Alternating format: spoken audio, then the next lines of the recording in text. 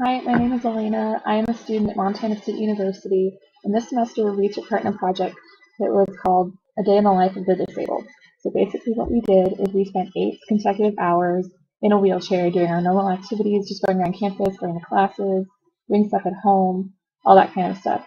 The goal of this was to get us to thinking more about the obstacles that people with disabilities have, um, better ways to maybe design for those people and for special populations, and generate some ideas for maybe a better wheelchair design that could be considered, and just get a better idea for what these people go through all the time.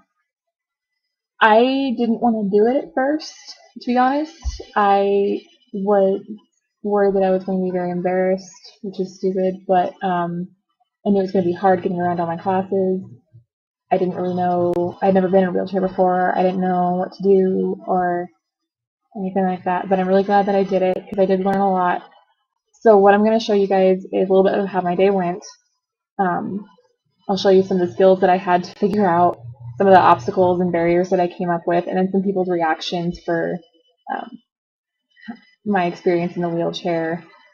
Uh, it was kind of interesting the day that I did it because students had already been wheeling around for about a week, so people were kind of starting to pick up on the fact that there was a lot of extra people running around in wheelchairs that really didn't need them. So I didn't have to explain quite as much as some other people did, but there were still a lot of people that I ran into that didn't know what we were doing, so that was cool to see their genuine reactions.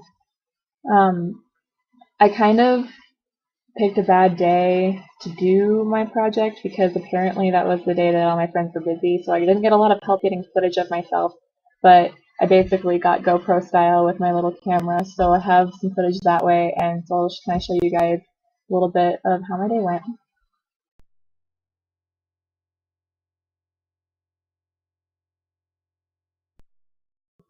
Here I am after my morning class rolling down the ramp from Quad F. You'd kind of think that rolling down a ramp would be easier just because you have gravity helping you, but to be honest, it's kind of scary because you have a really hard time stopping. The brakes on the wheelchairs don't work very well. Um, and you have to kind of hold it to keep it from rolling away from you. And then in turn, had to roll up the hill a little bit there to get back out on the main sidewalk.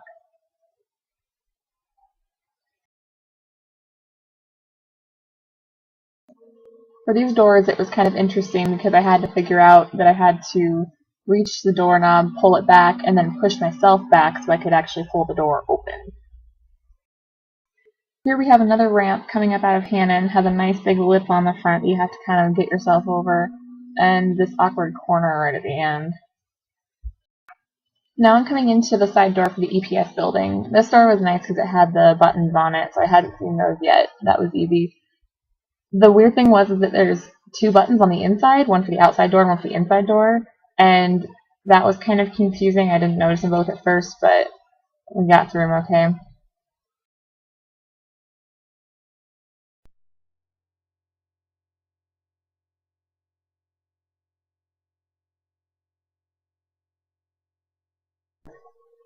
Now I'm going to mention some of the difficulties I had with the sidewalks. It's kind of weird because they're slanted, obviously, so that the water will run off, but that makes the wheelchair run off a lot too, so I had to be really careful of that. And that really got me down here on the red stuff because it tilted way down and threw me way over there, so I had to fix that.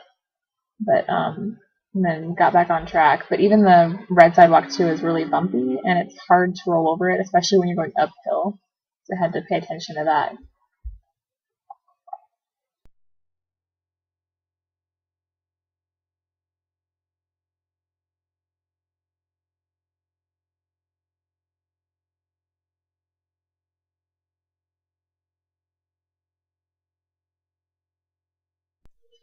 These are the stairs that went to the basement of the quad where I had my class. And there is obviously no lift there, so there is no way for me to get down there. If we did have that class still, we'd have to find a different room. This is Taylor Hall. It's the oldest building on campus. It was the original field station before the university was built. Right now it has the 4-H center in it, which is where I work. As you can see, there's only stairs going up to it, and there's narrow stairs going up and down inside. And in my job, I have to go up and down the stairs all the time, so I wouldn't be able to work here anymore.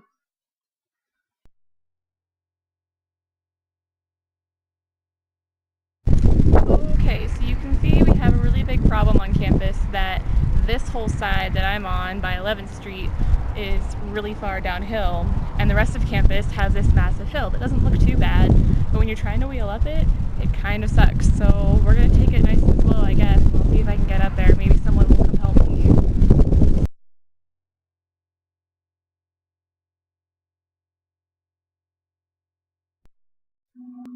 This is the inside of my dorm room in Hannon Hall. As you can see, they are pretty small, as are most dorm rooms, but really, it's laid out completely wrong.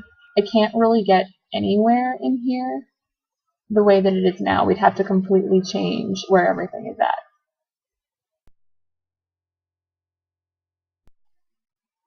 One of the first reactions that I got was in one of my classes, my professor knew what was going on, and he had talked to me before about it, about how I was in the wheelchair for the day and everything. But then later in the class, I asked him a question on if the problem we were talking about was going to be on the test in a difficult way, like he had kind of presented it. And he just looked at me and said, "No, I wouldn't do that to someone in a wheelchair." I mean, it wasn't meant negatively, but I still don't feel like it was super necessary for that right then either. One of the other comments that I got was when I went in to get my lunch at the dining hall. The guy who was swiping cards, he's seen me several times, and so he knew that it was weird that I was in a wheelchair. So he asked me, "Is this for real, or are you just doing it for the class?" And so I explained to him what we were doing. And he said, "Oh, so does that mean I can make fun of you?"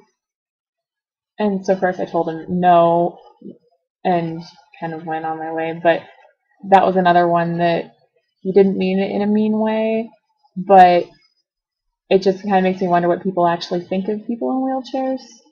So that was that one. Those weren't the only comments that I got, though. Those were just the two that really stood out to me that were kind of negative. But everyone else was really great about it. A lot of people did know that we were doing the project, so I didn't have to explain it to tons of people. But like in the Union Market in the sub, the lady that was checking me out asked me very politely, just curious, "So why are you in a wheelchair?" It was a completely reasonable one to ask me. It didn't bother me at all. I mean, if I'd been in a car accident or something and it would have really affected me, I don't know if I would have responded in the same way. But that was very positive, and she was just genuinely wondering.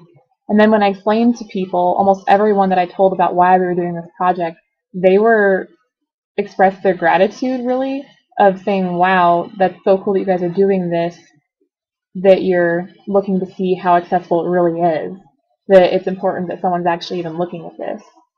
So that was cool to hear from them too, because I hadn't gone from that perspective yet. So that was cool to hear from them. But then everyone else, I mean, even if they didn't talk to me, I mean, greet me with a smile. A lot of people held the door open for me, as you kind of saw earlier. My friends kind of freaked out a little bit before they found out what was actually going on. But overall, I didn't really get that much negativity at all. The only other thing that I remember happening was that I went to go use one of the handicap doors in the sub, and someone had left their bike sitting in front of it. And I know that he was just putting his bike somewhere, but it also goes to show that people don't really think about it most of the time. We all use the handicap bathrooms and stuff like that just because we can, and without really considering the people who actually need that to be there. So when you block off things like the handicap door, I can't do anything about it, and I have to go around to one of the other doors or have someone help me. So definitely things to keep in mind.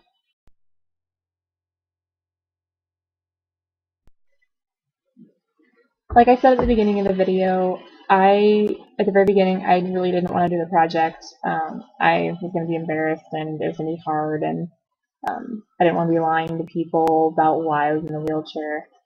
But it turned out to be a really great experience. Kind of, I mean, you saw some of the things that I learned, but overall, I really got a good idea, I think, of what people in wheelchairs go through. I mean, I know I didn't go through it as extensively as how I would actually have to, but just being able to keep in mind, oh, this needs to be lower, or keeping the accessibility stuff open so that they can actually use them.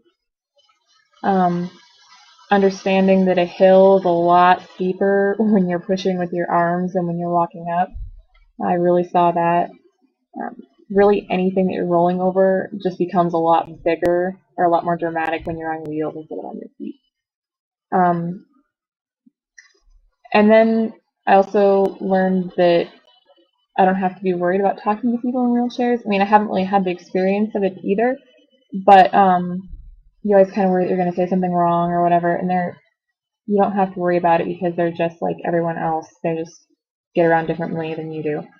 So those are some things I definitely took away from it. I'm glad that we did the project. It's kind of given me a different mindset about just doing anything for a specific population, that you have to keep everything in mind. And really the only way you're going to know is if you experience it yourself or have someone that does it every day be there to tell you, but you can't really just guess unless you've done it. So that's my project. Thanks for watching. My paper will be posted here as well, so you can read that for a little more details on some things. And thanks, Dr. Stanley, for assigning this project to us, and thanks to my friends who did help me when they could. Really appreciate it. But yeah, there we go.